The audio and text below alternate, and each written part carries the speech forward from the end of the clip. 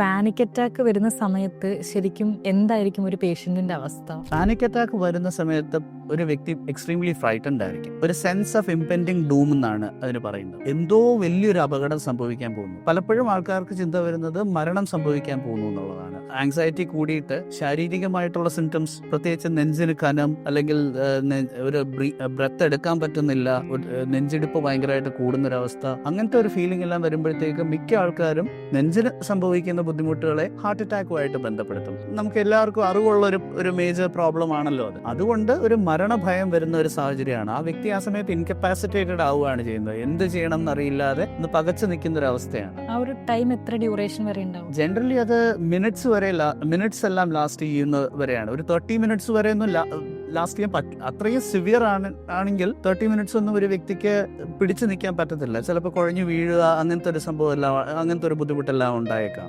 Usually ഇങ്ങനത്തെ ഒരു difficulty വരുമ്പോഴത്തേക്ക് തന്നെ ഒന്നെങ്കിൽ ആ വ്യക്തി അടുത്ത് ആരെങ്കിലും ഉണ്ടെങ്കിൽ അവരെ എല്ലാം സഹായത്തിന് വിളിക്കുക, അല്ലെങ്കിൽ പലപ്പോഴും ഹോസ്പിറ്റലിൽ പോവുക, അങ്ങനെയെല്ലാമാണ് പ്രോബ്ലം റിസോൾവ് ചെയ്യുക.